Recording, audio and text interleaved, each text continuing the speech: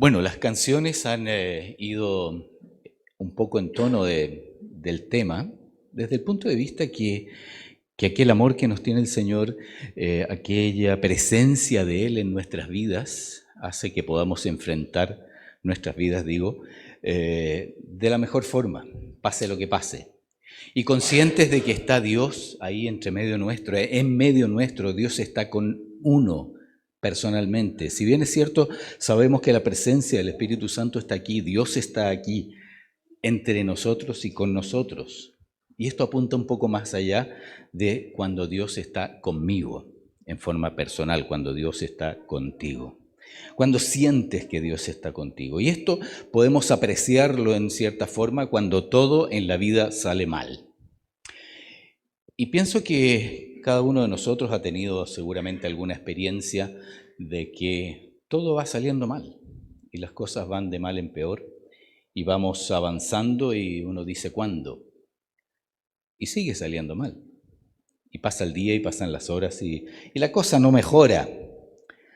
Yo eso lo vivo, no diré a diario, pero muy a menudo en mi trabajo. Entonces en el trabajo hay mucha frustración. El vendedor tiene que tener mucha resistencia a la frustración.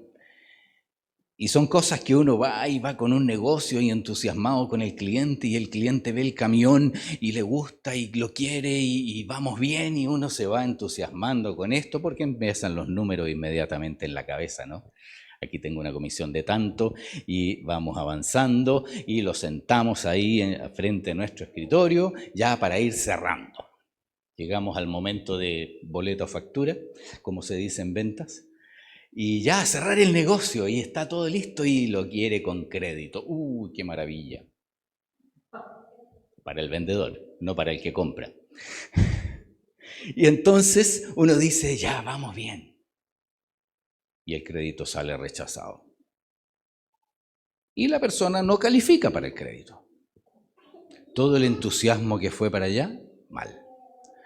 Se va el cliente a buscar camión más barato, en fin. Y uno ya queda así, frustrado. Y no hay nada mejor que en ese momento viene el gerente y se sienta al lado mío. ¿Cómo van las ventas? Eso es peor, porque uno no haya qué decir y está recién digiriendo, ¿cómo se dice? Uno está recién masticando lo que acaba de pasar y se sienta el jefe al lado. ¿Cómo van las ventas? Y no van bien. Y bueno, una cosa tras otra. Y después viene la persona administrativa y dice, tenemos problemas con la venta que hiciste ayer. El cliente tiene que firmar todo de nuevo. Y uno empieza a bajar y dice, bueno, ¿cuándo va a parar esto? Y es ahí cuando uno necesita a Dios. Entonces, cuando uno ya está en el suelo, viene Dios y te dice, yo estoy contigo. Y cuando Él me dice, yo estoy contigo, se me olvida que no fue aprobado el crédito, se me olvida que el gerente se sentó a mi lado, se me olvida que el cliente de ayer tiene que firmar de nuevo, y etcétera, etcétera, etcétera. Entonces esto es una experiencia personal que tengo muchas, Tengo muchas cuando todo va mal.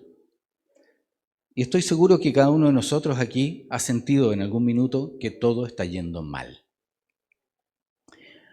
Pues bien, cuando todo sale mal, es ahí cuando Dios nos dice estoy contigo. Y vamos a ver un ejemplo en la Biblia. En la Biblia hay un ejemplo que yo encuentro que es muy significativo. Y es que nuestro querido amigo José,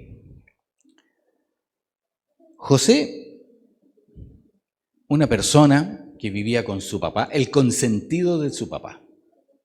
Dice la Escritura que Jacob amaba más a José que a sus hermanos. Cosa fuerte para un padre. Un padre siempre dice, no, yo amo a todos mis hijos por igual. Y hacemos esfuerzos porque así sea, ¿no? Y bien, Jacob no hacía ningún esfuerzo. Él amaba más a José, punto. Y José se sentía el mimado de la casa. Todo andaba bien hasta los 17 años. Y en Génesis 37, 13 al 28, se narra la historia de cuando José es vendido. Y comienza el versículo 13 y dice de Génesis 37, y dijo Israel a José, tus hermanos apacientan las ovejas en Siquem. Ven y te enviaré a ellos. Y él respondió, heme aquí. Un heme aquí que, papá, aquí estoy yo.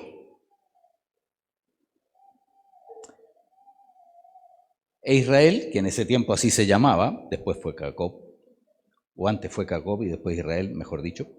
E Israel le dijo, ve ahora, mira cómo están tus hermanos y cómo están las ovejas, y tráeme la respuesta. No era tan mal padre, también preguntaba por los hermanos, ve cómo están tus hermanos, si están bien, si les falta algo, cómo están, si han pasado penurias por tener las ovejas ahí, porque en ese tiempo y en ese tipo de trabajo partían con las ovejas quizás a dónde, a buscar pastos frescos, a buscar agua, y de repente se iban lejos y después volvían. ¿Y cómo están tus hermanos y cómo están las ovejas? Una misión bastante sencilla para José, que José era el mimado, José no hacía nada, tenía su túnica espectacular de colores y alguna pega que haga José, ¿no? Ya vamos a ver después qué cantidad de pega hizo, pero bueno. Busco a mis hermanos, llega y dice, busco a mis hermanos, a un señor por ahí, porque no sabía dónde estaban, no había GPS, no había Waze, no había nada como encontrar a los hermanos. Y pregunta, y te ruego que me muestres dónde están apacentando. Hoy en el 16, el 17 dice, aquí el hombre respondió, ya se han ido de aquí, yo les he oído decir, vamos a Dotán. De un punto a otro buscando pasto, buscando todo este tipo de necesidades que tenían las ovejas, ¿no? Cosas de ovejas. Y entonces tenemos que cuando llega José, los hermanos lo ven de lejos. Y les traía cosas, les traía comida, venía bien equipado. Y los hermanos dicen, ahí viene el soñador. Porque había tenido un sueño que él era una espiga y todas las otras espigas que eran sus hermanos se inclinaban delante de él. Y entonces, bueno, es uno de los sueños. Y la verdad es que los hermanos estaban medio cansados. Era el mimado del papá, no hacía nada, nosotros tenemos que cuidar la oveja y él al lado del papá con su túnica espectacular. Y para más remate tiene un sueño, que nosotros nos vamos a inclinar.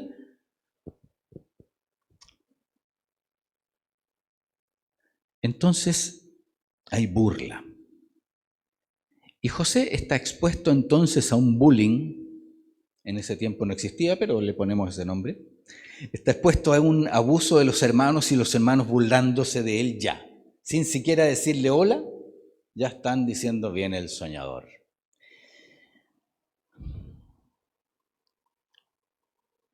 Y antes de eso, hay algo grave. ¿Cómo los tendrá de enojados José? Que José no había hecho nada. Era un poco la preferencia del papá para con José. Y cuando ellos lo vieron de lejos, antes que llegara cerca de ellos, conspiraron contra él para matarle. Ya había una persecución seria. Ya no era un celo de hermanos. Ya no era algo que los hermanos le tengan mala. Ya no es una pelea entre hermanos. Lo quieren matar.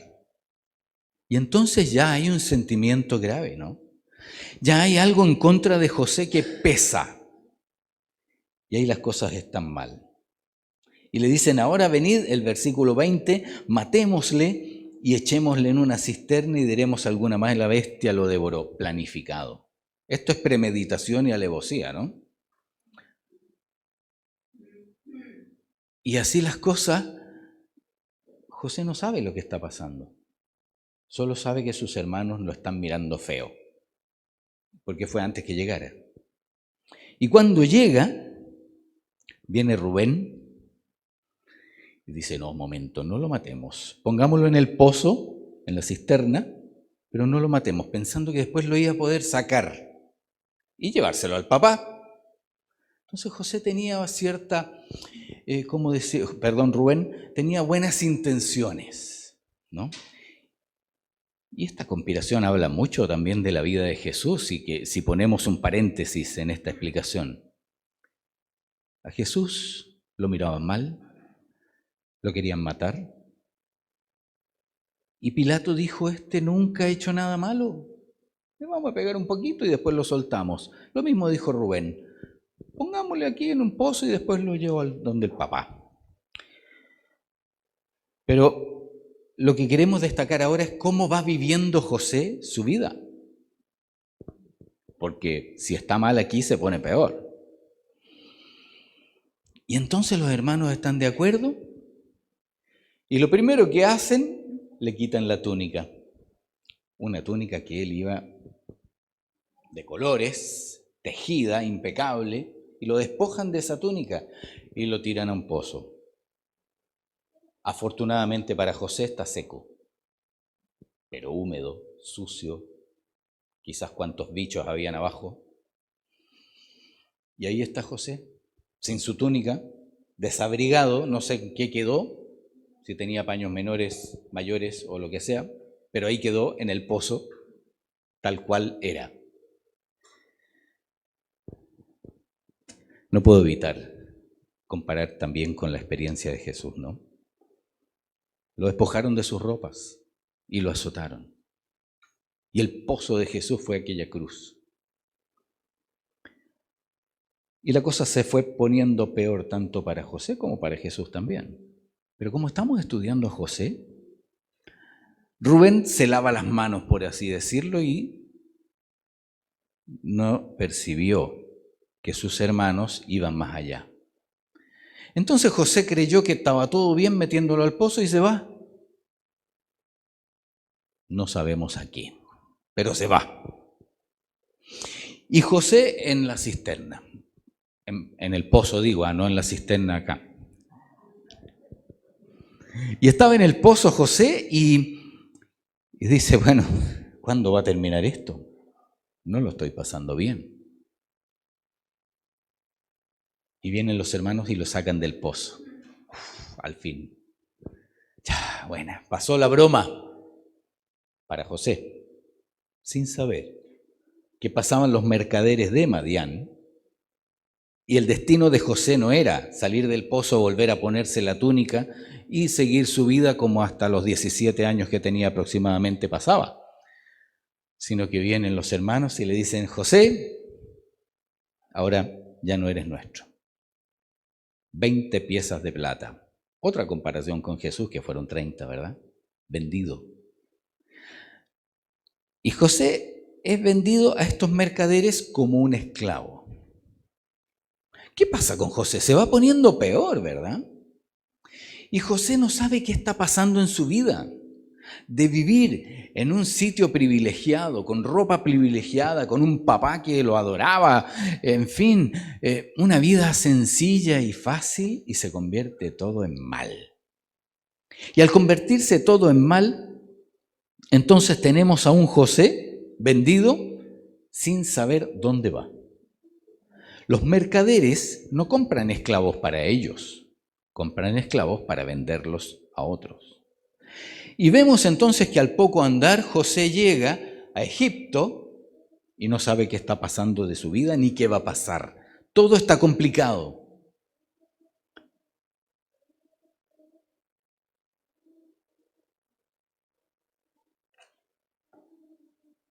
Al ser vendido, otra vez, cae en manos de Potifar. Y Potifar entonces lo toma, y aquí ya tenemos una palabra que a mí me llama la atención en el versículo 2 del capítulo 39 de Génesis. Vamos a leer el 1. Llevado pues José a Egipto, Potifar, oficial de Faraón, capitán de la guardia, varón egipcio, lo compró de los ismaelitas que lo habían llevado allá. Mas Jehová estaba con José. Y aquí es donde tenemos nosotros que rescatar y asirnos de esta frase. mas Jehová estaba con José. Y uno dice, ¿cómo puede Jehová estar con José si todo lo que le ha pasado pareciera que no está Jehová ahí? Todo lo que le ha pasado a José, ¿por qué lo permite Dios? Y esa pregunta es recurrente a los que nos ha pasado algo malo. Y es recurrente a los que nos ha pasado de mal en peor también. Mas Jehová estaba con José. Y eso, querido hermano, querida hermana, es necesario que hoy día lo internalicemos y lo hagamos nuestro. Jehová está conmigo. Dios está conmigo. No va a estar cuando se arreglen las cosas, sino que está ahora cuando las cosas están mal. Y es uno de los beneficios que tenemos por creer en Cristo. Es uno de los beneficios que tenemos por creer en Jesús, en su obra de la cruz y en su resurrección, el cual perdonó nuestros pecados y nos da una vida nueva, no tan solo para salvarnos de un destino del infierno, sino que también para llevarnos en su mano en cada momento de nuestra vida, aun cuando las cosas van mal. Y cuando todo sale mal, Él está contigo. Cuando todo sale mal, Él está conmigo. ¿Qué puede ser peor para José? ¿Que lo metan en la cárcel, por ejemplo? Y así fue. Por todo lo que ya sabemos, la esposa de Potifar, el José, un hombre turgente, tremendo físico, como alguna vez yo lo tuve. Qué buena memoria tengo. Y el tipo encantó a la mujer de Potifar y él no hacía nada. Otra vez no hizo nada. Si José nunca hizo nada para todo lo mal que le fue. Y en un momento desesperado deja su ropa ahí botada y arranca. Qué bien se siente uno cuando arrancó del pecado, ¿verdad? O de la tentación. Y qué mal se siente uno cuando no alcanzó a arrancar. Y esto es algo que también tenemos que ver en José y hacerlo nuestro. Así tengamos que dejar las ropas tiradas, así tengamos que hacer el ridículo, así tengamos que ser el hazmerreír de todos, arranquemos mientras podamos del pecado. No hay mejor satisfacción que salir de ese lugar o de ese momento habiendo arrancado. Gracias, Dios. En vez de decir, Señor, otra vez fui vencido por el pecado. Y José entonces, a pesar de todo lo mal que le fue, que podría haber estado enojado con Dios, arranca. Porque dice, ¿cómo voy a hacer esto contra Dios? Y uno dice, pero ¿cómo si Dios ha permitido que te metan en un pozo? Dios ha permitido que te vendan a unos mercaderes que ni siquiera te llevaron arriba de un camello, te llevaron amarrado detrás de un camello. Ir detrás de un camello no debe ser muy bueno. Pero bueno, ¿y cómo entonces ahora arranca? Porque no quiere dañar a Dios. ¿Por qué? Porque Dios estaba con él. Y eso él lo tenía aquí. Primero aquí y después aquí. En la mente y en el corazón, él sabía que Dios estaba con él. ¿Y qué hace esta señora rechazada? Lo acusa. Él quiso. Y el marido, que le cree a ella, lo mete a José a la cárcel. Y sigue de mal en peor. Cuando José decía, bueno, aquí estoy bien, como Dios estaba con él, la gente se daba cuenta que Dios estaba con él, por lo tanto lo iban subiendo de puesto. Y de esclavo pasó a ser mayordomo de la casa de Potifar. Y va así y a la cárcel. Y en la cárcel va así. y cumple los sueños o interpreta los sueños y se cumplen de dos presos, panadero y copero. Uno sale, el otro se queda y perfecto. Y el hombre que cuida a los presos en la cárcel lo ensalza y va para arriba, pero en la cárcel. No era ni una gracia. ¿Cómo Dios está con él? Sí, está con él. Y así las cosas van pasando en la vida de José y nosotros ahora tenemos que hacer una introspección. ¿Cómo van pasando las cosas en mi vida? ¿Cómo van pasando las cosas en tu vida? No me contestes, sino que razonemos. Razonemos cómo van pasando las cosas en nuestra vida hoy. Pase lo que pase y sea lo que sea, ¿sentimos que Dios está conmigo? ¿Siento yo que Dios está conmigo? Amén. ¿Por qué? ¿Por qué Dios está conmigo? Porque Él lo prometió. Voy a estar contigo siempre. Siempre, aun cuando todo salga mal. Entonces, así como Dios estaba con José, lo prospera y refleja que Dios está con él. En el versículo 39, versículo 3, dice, y vio su amo, esto es antes de entrar en la cárcel, y vio su amo que Jehová estaba con él y que todo lo que él hacía, Jehová lo hacía prosperar en su mano. ¿Cómo vio Potifar que Jehová estaba con él? Por el comportamiento que tenía, por la forma de ser. Pase lo que pase en mi vida, yo sé que Dios está conmigo y tengo que demostrarlo. Y no siempre funciona, por lo menos en mí. Yo estoy al debe en eso. ¿Cuántas veces hemos demostrado que Dios no está con nosotros? Hay que trabajar entonces, no tan solo para demostrar que Dios está conmigo, sino para sentir que Dios está conmigo, que por ahí parte. Cuando yo siento realmente que Dios está conmigo, entonces van cambiando mis actitudes. ¿Qué actitud tengo yo cuando todo va saliendo mal? La mía no es la mejor. Y por eso es que estoy hablando de este tema, porque yo me apliqué a mí mismo primero este tema. Amados hermanos, yo no estoy hablando desde el pedestal de la pureza, sino que estoy hablando desde el pedestal del nivel de todos nosotros, y que todos nosotros somos seres humanos y padecemos arranques propios, de repente, y después tenemos que decir perdón, Señor, y pedir perdón a los que nos rodean. Pero lo que hay que destacar aquí es que, a propósito de la vida de José, nosotros podemos aprender hoy día que pase lo que pase y aun cuando todo salga mal, Dios está conmigo. Porque José así lo sintió. Y cuando vemos, todavía José tiene 20 años más o menos,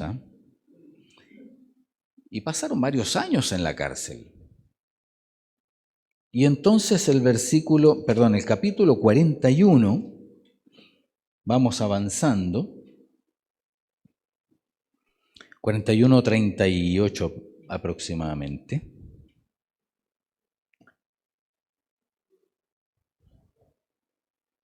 Cuando José interpreta el sueño de Faraón. Faraón tiene un sueño, ya sabemos ya, la abundancia, la escasez, etcétera, etcétera. Y está en la cárcel José. Y ahí era el copero, sí, el panadero se fue sacrificado. Pero el copero salió de la cárcel. Y el copero sirvió a Faraón sin problemas. Recordemos quién era el copero, ¿no?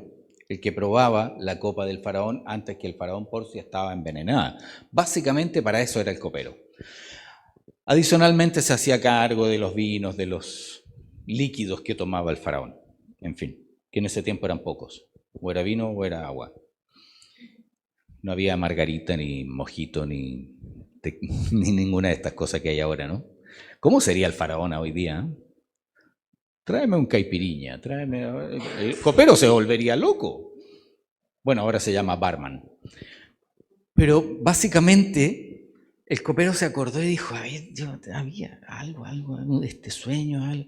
Ah, en la cárcel cuando yo estaba había un muchacho. Buena pinta tenía el cabro. Ese me interpretó el sueño y pasó exactamente. Así que, ¿por qué no lo llaman? Y en una de esas, faraón, ¿qué perdemos? Traigamos a José. Y José seguía en la cárcel. Entonces para él todo iba de mal en peor. Todo estaba mal en su vida. No era la vida que él pensaba que iba a tener, crecer, casarse, tener ovejas, ayudar al papá. No, esta vida estaba lejos de lo que él soñó tener. Hasta que lo llama el faraón. José ya no tenía ninguna otra alternativa, ya había todo el mundo, había tratado de interpretar el sueño y nadie sabía nada. Este lo interpreta, le va bien. ¿Y qué pasa con José ahora? Es ensalzado nuevamente, pero ahora hasta que murió. No es que José haya recibido un premio por confiar en Jehová. No es que José haya hecho méritos para esto. Simplemente esto pasó porque Dios estaba con él, no porque José hubiera hecho algo. Y así las cosas, el versículo 38 del capítulo 41 de Génesis, ya José tenía como 30 años. Mira cómo pasa el tiempo. Yo ya tengo 60. Sacaban moras en el Paseo Ahumada cuando yo nací. Entonces, resulta que el versículo 38 dice, después de que ya interpretó el sueño y el asunto le pareció bien a Faraón, dice, dijo Faraón a sus siervos, ¿acaso hallaremos a otro hombre como este en quien esté el Espíritu de Dios? ¡Wow! En mis 60 años nunca he escuchado a alguien decir eso de mí. Por lo tanto, no se nota. Tengo que trabajar en eso. Pero queridos hermanos, queridas hermanas, que se note que el Espíritu de Dios está en mí. Y eso va en nuestras reacciones, en nuestro vivir, cómo tratamos, porque José nunca lo vemos enojado, a José nunca lo vemos refunfuñando, nunca lo vemos quejándose, mira a Dios en lo que me tienes, cosa que yo he hecho.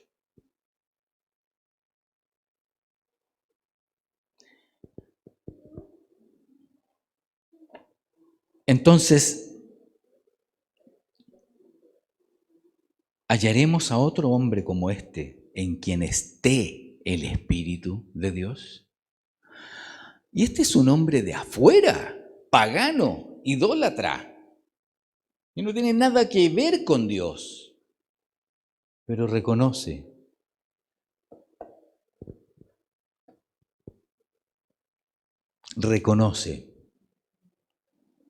autenticidad en José. Entonces la idea es ser auténticos en nuestro comportamiento afuera, no tan solo en la casa, no tan solo en la iglesia, sino que afuera también, en nuestro trabajo, en nuestro vecindario, en el resto de la familia, no los directos, sino que los otros. ¿Qué concepto van a tener de mí? Tal vez estamos a tiempo de corregir, ¿verdad? Y así entonces refleja que Dios está con él. Entre los versículos 40 al 41, vemos que es exaltado. ¿Y de qué manera? Faraón lo toma, lo pone en su segundo carro. Y es exaltado tanto que dice, tú estarás sobre mi casa y por tu palabra se gobernará todo mi pueblo. Estamos hablando de todo Egipto, uno de los mayores reinos que había en esa época. Solamente en el trono seré yo mayor que tú. Ya no está en el pozo, ya no está vendido, ya no está en la cárcel. Cuando todo iba mal, Dios estaba con él. Y ahora, ¿qué decimos? ¿Dios está con él, sí o no? Sí, en las buenas y en las malas. Y Dios está contigo, Dios está conmigo cuando nos va bien, cuando nos va mal, cuando nos portamos bien y cuando nos portamos mal. ¿Dónde está lo importante? En que los de afuera se den cuenta que en mí está el Espíritu de Dios. Y eso es lo que tengo que ejercer, ¿no? El versículo 42 hay algo importante antes del segundo carro. Faraón quitó su anillo de su mano y lo puso en la mano de José. El anillo era muy significativo en aquella época, ¿no? Entonces, saca su anillo. No, yo no me saco mi anillo porque si no me van a retar en la casa. Pero saca su anillo de poder, por así decirlo, y se lo pone a José, dándole toda autoridad.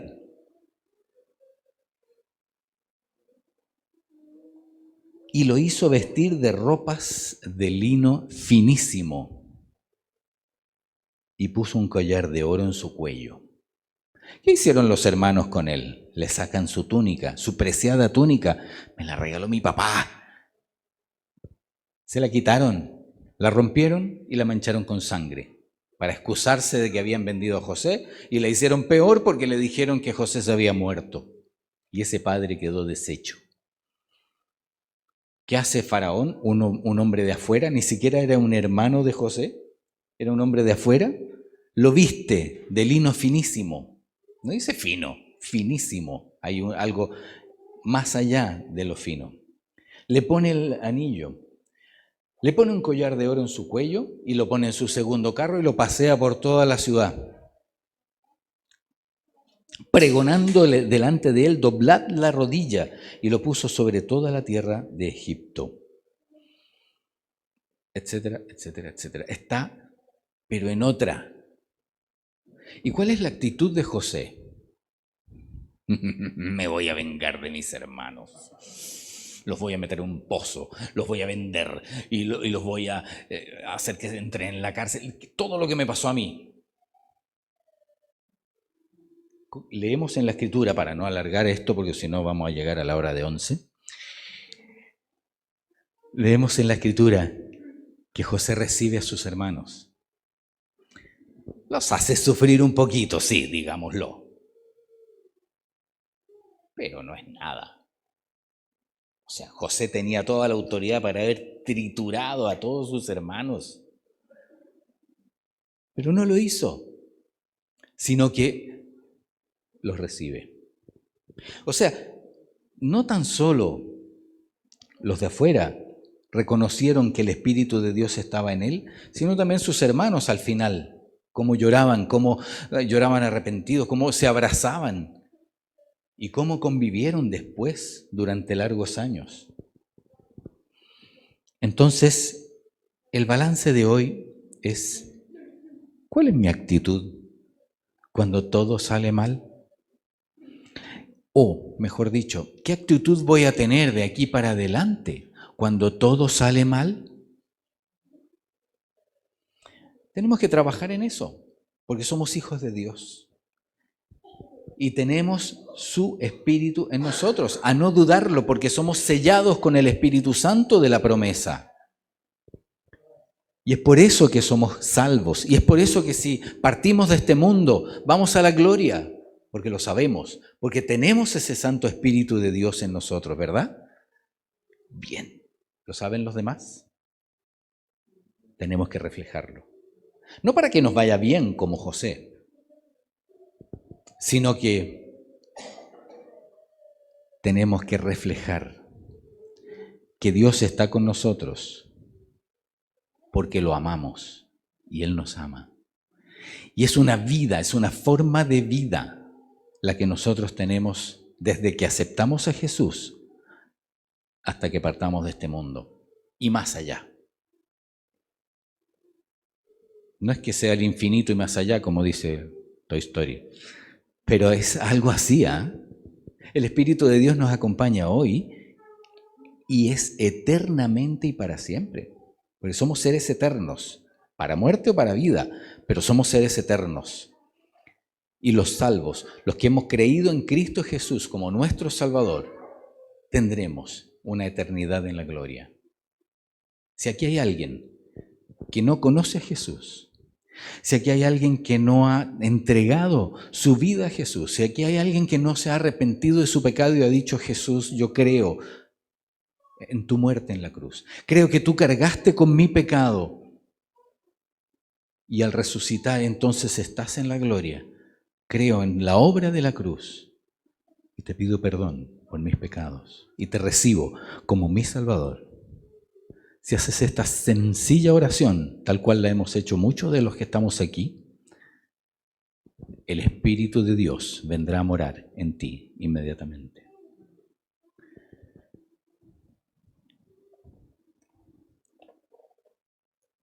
Vamos a orar para terminar esta predicación y continuar con la reunión. Amado Dios, nuevamente estamos en tu presencia. Nuevamente nos dirigimos a ti, entregamos nuestro corazón a ti. Agradecidos por tu presencia, agradecidos por tu Santo Espíritu que ha dirigido esta reunión. Te damos las gracias porque eres tú el que has hablado. Eres tú el que has puesto en nuestro corazón bendición de acuerdo a cada uno nuestra necesidad. Y te pedimos, Padre, que tú tomes nuestras vidas y nos hagas llevar en reacción, en acción, demostrando que tú eres Dios, demostrando que tu Santo Espíritu está en nosotros. Y te pedimos por cada uno de los que están aquí, para que tú les bendigas. Los hogares aquí representados sean bendecidos por ti. Y aquellos que aún no han aceptado a tu Santo Hijo como Salvador personal, lo hagan ahora. Y podamos sentir que hay gozo en los cielos por un pecador más arrepentido. Encomendamos pues esta reunión en tus manos y te damos las gracias por tu presencia en medio nuestro, en el nombre de Jesús. Amén.